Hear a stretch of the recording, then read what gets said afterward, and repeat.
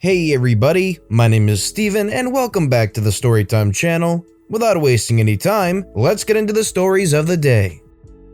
I'll tell you what to do. So this happened recently and thought I'll share it. University has its share of professors that want to help as well as those that want to make it hard as possible to simply pass the course. The lecturer I had was one of the latter. In January, she talked mostly of her interests without teaching us. It was a research class. When asked about the course lessons, we got a snarky, "Don't worry about the materials, everything you need to know I'll say." At first I was glad she didn't stick to the given schedule, but a couple weeks in, I had other thoughts.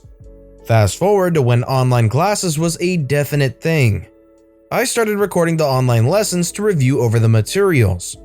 Time and time again, she gave empty criticisms of our proposals and questionnaires. On one beautiful day, the exchange between her and a student went like this. The student said, "Teacher, what should we do about the research design diagram? As I keep saying to you all, I will tell you what needs to be done. What I don't specifically point out or say is not of importance. In other words, I'm telling you all what I'm going to use to mark your papers." The student, dejected, "Okay, I understand." After class, I texted my friend and repeated our teacher's words and asked if she said anything about sources. My friend said no. Thus, my plot for malicious compliance began. Now, I know for my university, research older than 10 years and textbooks were not supposed to be used, but only few lecturers adhered to that. While gathering articles, I added articles older than 10 years and 2 textbooks. Once the research was finished, I took the lesson and got the audio of her strictly explaining that what she doesn't say is of no importance. When the due date came, I happily submitted it to her and waited for her to contact me. She sent me a message a few days later and the glorious conversation was as follows. "I noticed that you had a couple of articles before 2010 and 2 textbooks as sources." "Yes ma'am, I do." "You know this is going to hurt your grade badly, right?" "I honestly believe my grade will be just fine." "And why are you so confident in that?" I then took the audio from the lesson and sent it to her. "Why did you send me that?" "I just wanted you to know that you didn't say we couldn't use them. And, like how you said, if you don't mention it, it's of no importance in terms of grading." She didn't reply after that and I got my grade back about 4 days after. I don't know what makes me happier, getting back at her or the B+ for my final grade. So you're in this teacher's class and they say specifically that anything they don't mention is of no importance in terms of grading. Do you go ahead and challenge them on that? Let me know what you would have done in the comments below. Made my boss look bad at the one thing he was supposedly good at. So last year I worked with a friend as interns at the communication department of my university. The whole department had 4 permanent workers plus the manager, as in head of the department, and the super manager, as in the person highest in the hierarchy of the office, who made the connection between the department and the presidency. The interns were responsible for all the video and photography. The university has 8 faculties and we, the interns, had to sort out what events needed to be covered and let the facilities know we would be there as well as schedule interviews. We were really responsible for everything including booking the car, driving to the places and whatnot from day one. Keep in mind, this was our first real job. The manager was the person responsible for our internship, meaning that everything we did or were asked to do had to go through him and get his approval. The manager was also supposedly the guy who was the expert in video and photography, hence being in charge of our internship. He bragged many times that he was good and had a lot of work done and published in exhibitions and whatnot. Thing is, he seemed dumb as a rock. He couldn't manipulate pictures beyond adjusting basics as brightness and contrast, and he couldn't edit a video to save his life. He was also constantly contradicting himself, and this became relevant with the policy around working overtime. According to him, if necessary, we should work overtime or weekends even, but it was up to us to decide if we wanted to. This was discussed in the interview and in our first day. The hours were to be compensated as time off in days where we had little or no work to do. We kept an Excel sheet that he could barely comprehend, updated with the hours, what they were for, and when we compensated them. It got to a point where we had summed up 3 days in overtime and he went nuts.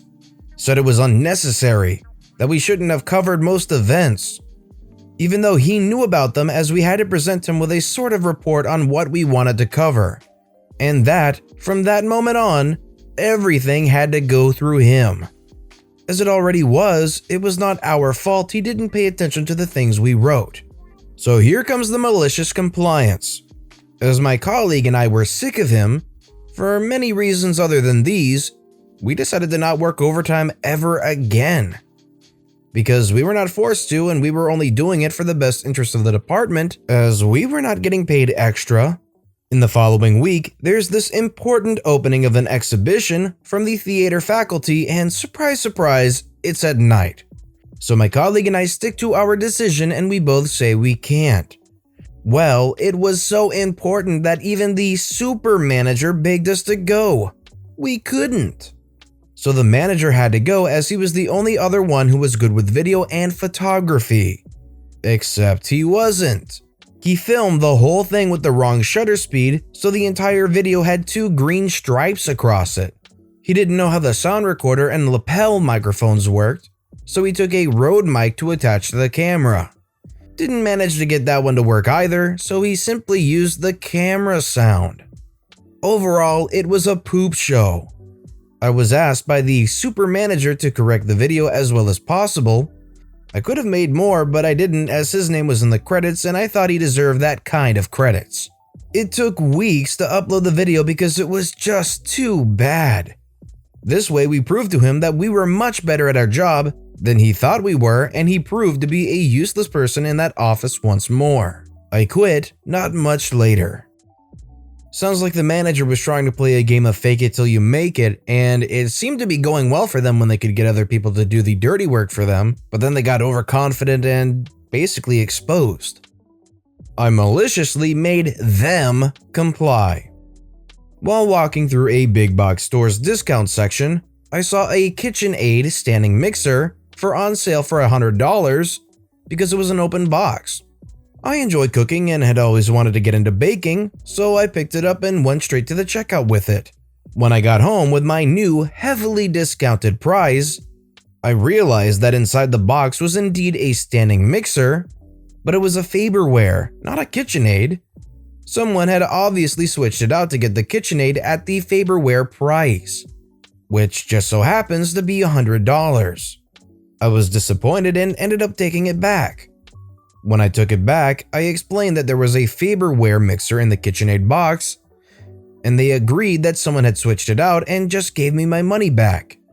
That would be the end of it, except I had to go back to the store 3 days later, and while going through the discount section, I saw the same KitchenAid box with the Faberware still in it. The yellow discount sticker said KitchenAid and it was still $100, and I was a little ticked that they would put this back out there knowing dang well there wasn't a KitchenAid in there, so of course, I bought it again. This time, after checking out, I took it straight to the returns desk and the conversation went somewhat like this. I just bought this mixer and on the outside the box says KitchenAid and on the sales sticker it says KitchenAid but inside is a Faberware. Obviously I believed I was buying a KitchenAid. I knew I wasn't. And I would like a KitchenAid mixer. No, we can't sell you a KitchenAid for that price. This went on for a while and the store manager got involved and said he wouldn't sell me the KitchenAid at that price. I pointed out how the box and the sticker advertised a KitchenAid, but inside was a Faberware, and that this is basically a version of either false advertising or bait and switch, but he wouldn't budge. Unfortunately for him, I had recently lost my job and had nothing but time on my hands, and I told him that I wasn't leaving until I got my way. We went back and forth for 40 minutes until he called his district manager at my request, and she finally said, just give it to him. None of this would have happened if they hadn't put that thing back out there for sale, making someone think they were getting one thing and getting something else. That's super shady and messed up. But now I have a KitchenAid and I bake pies and cookies like a madman. I hope those pies and cookies taste oh so much sweeter, especially considering they got a heck of a deal out of it. Change the background color. Back in the day, I started working at Have Patience with a distributed team, me being the only person in that team within my country.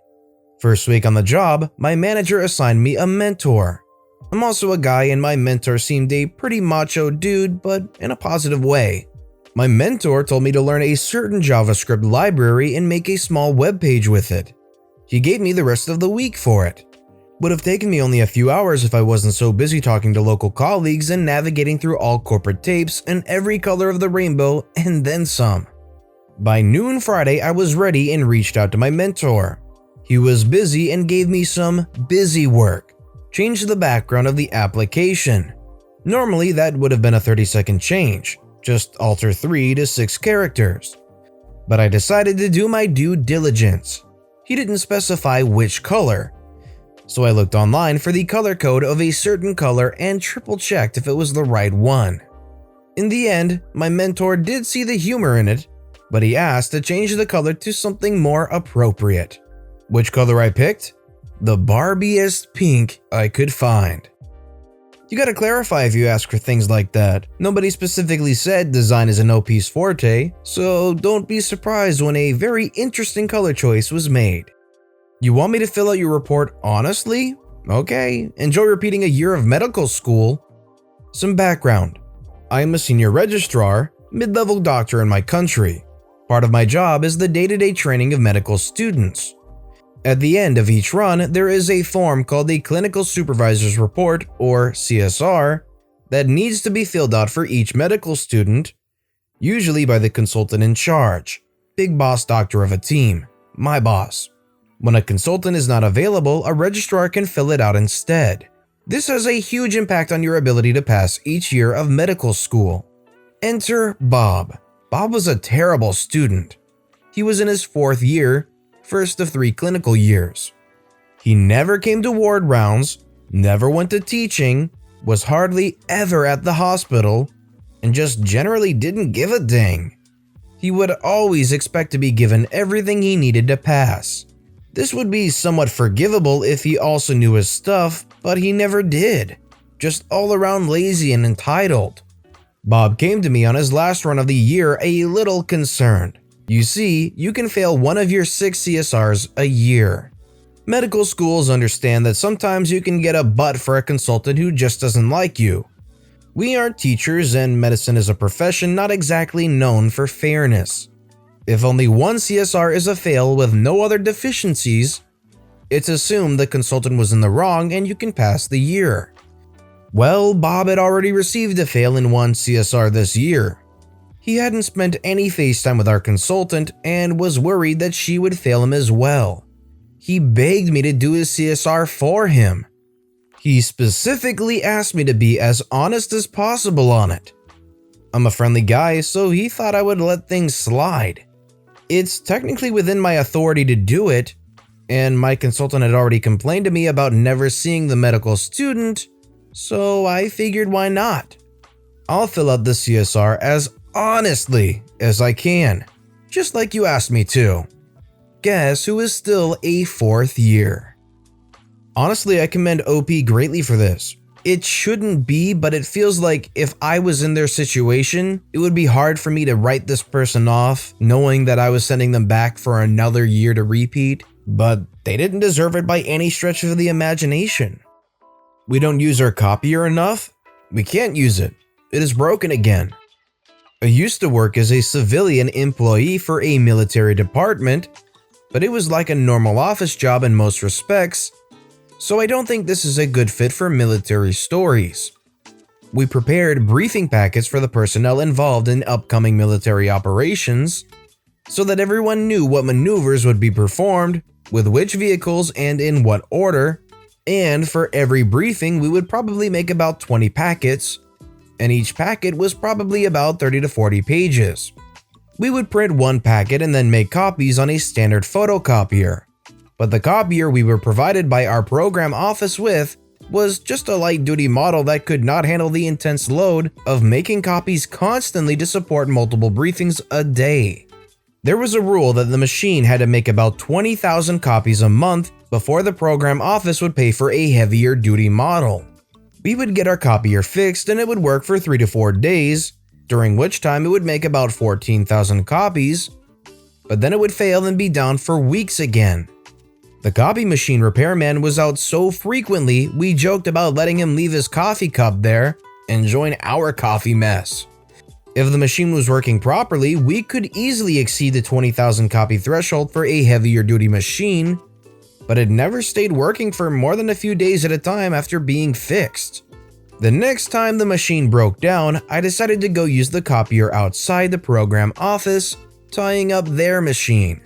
I started telling everyone else what I was doing and they played along, tying up the machine outside the program office for days. After a few days, our machine was broken and the program office machine failed under the added workload too. Apparently, the program office didn't like the fact that their machine was always busy or broken now, because this time our copier wasn't just fixed, it was replaced with a machine that could actually handle the workload we needed from it. I don't know if this should count as revenge or just spreading discontent to those who needed most, an expression I learned on this job, but we got what we wanted. I'm just glad that there was a route for these people to express what they truly needed and allow the program office people to realize how ridiculous it is having to wait for stuff to get repaired constantly instead of having a machine that could just handle the workload. Lisp for dummies. At the beginning of my AI class, my professor said anyone who could write a script in Lisp, that's an ancient programming language, very weird, that would make an exact copy of itself without referring to any external file or using comment lines, would get an A. No other requirements for the rest of the semester. Well, I came up with 2 solutions. Gave one to a friend of mine and we just cruised for 3 months, and I got to a B at the end of the semester. Turns out the professor was true to his word. I got an A for my solution and minus a grade for giving away answers of a take-home exam. And I was lucky to have not received any disciplinary action. My friend? He got an A. Well, pays to be a friend of OP. OP sounds like a good guy helped out their friend, and even though they had to sacrifice a little bit themselves, made sure more than just him were well off. With that being said, that's all the stories we have for today, so what I want to know is which of these stories is your personal favorite and why? Let me know in the comments below. And thank you all so much for watching and listening to the Storytime channel. If you haven't yet, please consider subscribing, and don't forget to turn notifications on so you'll never miss an upcoming video. Thank you all again for watching and listening to the Storytime channel.